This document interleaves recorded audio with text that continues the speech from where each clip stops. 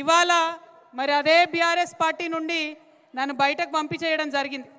ఎక్కడ కూడా నేను ముందడుగేసి పార్టీ వ్యతిరేకంగా ఏం చేయలే. ఇవాళ నిజామాబాద్లో ఉన్న బీఆర్ఎస్ పార్టీ కార్యకర్తలందరికీ కూడా నేను రిక్వెస్ట్ చేస్తూ ఉన్నా, ఒక్కసారి గుండె మీద చేసుకొని ఆలోచన చేయండి. నిజామాబాద్లో నా ఓటమి ఒక కుట్రనా కాదా మీరు ఆలోచన చేయండి. నా ఓటమి జరిగినప్పుడు ఇప్పటికి 5 ఏళ్ళు అవుతుంది. ఒక్క మాటనన్నా నేను బయట మాట్లాడినా లేదా మీరు ఆలోచన చేయండి. ప్రతి చిన్న బిడ్డకు నిజామాబాద్లో తెలుసు ఏం జరిగిందా అన్నాడని, ప్రతి బీఆర్ఎస్ పార్టీ కార్యకర్తకు తెలుసు ఏం జరిగిందా అన్నాడని.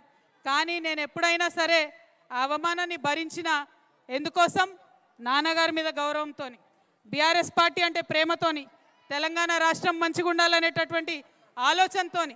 కానీ ఇవాళ ఇంటి గుట్టంతా బయటేసి మరి నన్ను ఇబ్బంది పెడుతున్నటువంటి సందర్భంలో మళ్ళీ నా మనుషుల దగ్గరికి, మళ్ళీ నా ప్రజల దగ్గరికి, మళ్ళీ నా నిజామాబాద్ గడ్డ దగ్గరికి వచ్చిన, తొలి ఆశీర్వాదం కోసం మీ దగ్గరికే వచ్చిన.